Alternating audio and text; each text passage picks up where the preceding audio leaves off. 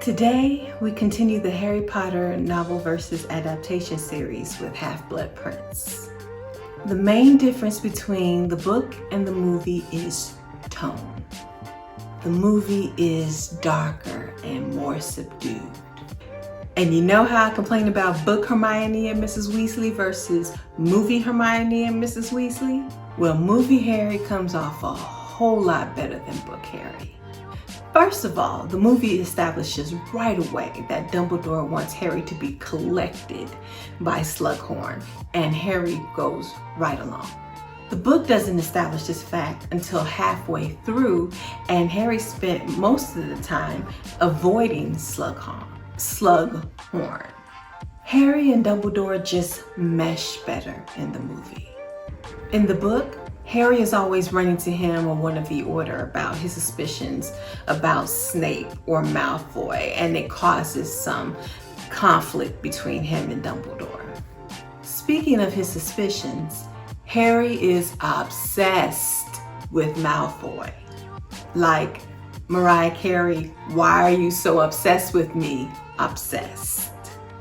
Harry would run back to his room between every single class to look at the Marauders map so that he could find Malfoy so he can follow him.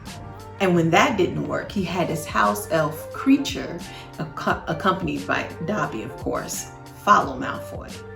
Oh, how is Creature Harry's house elf? Harry was Sirius's sole heir. He got all his money and his house, which made Harry even richer. The beginning of the book wasn't him flirting with some waitress. It was him at home with the Dursleys, and Dumbledore shows up there to tell him this. And to make sure that Harry really inherited Sirius's house, they summoned Creature, and Harry gave him a command because they knew that if Harry truly inherited Sirius's house, Creature had to obey him. There's also a part at the beginning of the book where the Minister of Magic has a meeting with the Prime Minister to update him on everything going on in the magical world and Voldemort. In the book, the Death Eaters do not come to the Burrow at Christmas time and have a duel with Harry and Ginny, then burn the Burrow down. In the book, Romilda Vane is a fourth year who gives Harry some chocolate cauldrons that he tosses in his trunk until he accidentally tosses them out one day, and Ron takes it for one of his birthday presents and eats them, and that's how he gets the love potion.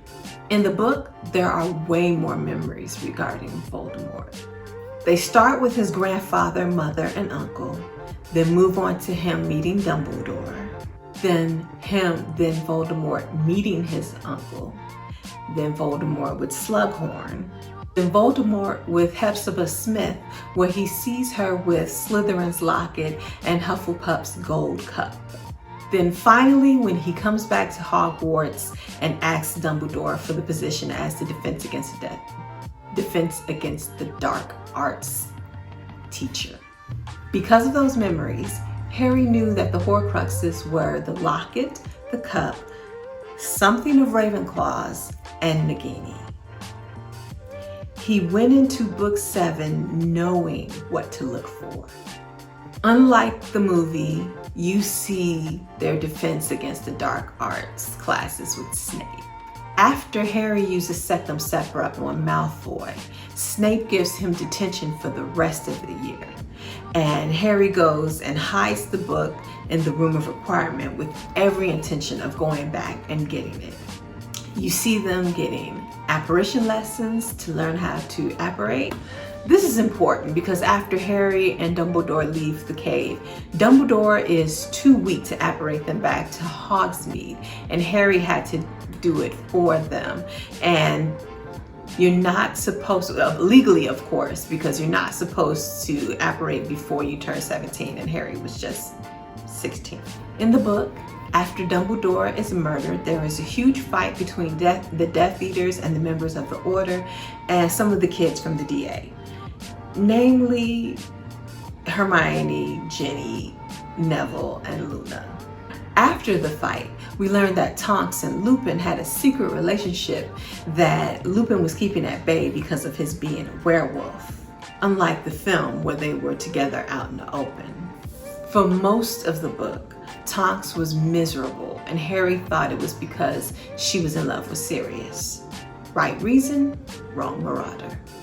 You get to see Dumbledore's funeral where Mermaid and Centaurs attend, along with all the people we've been introduced to in the magical world, including Hagrid's half-brother, Grop, who's much more civilized now, and even Umbridge, who's still employed by the Ministry of Magic. In the book, Harry and Ginny date for a few weeks, but he breaks up with her at Dumbledore's funeral because he has to go after the Horcruxes. So, which do I prefer, the novel or the adaptation? I'm going to have to go for the adaptation yet again. I prefer the tone of the movie to the book. I also like the more cooperative Harry of the movie. Plus, the movie cuts out the Snape torture completely. I think the movie was able to do something the book wasn't allowed to do. Follow Malfoy. The book is told from Harry's point of view, so the only way to know what Draco was up to is to have Harry obsess over it.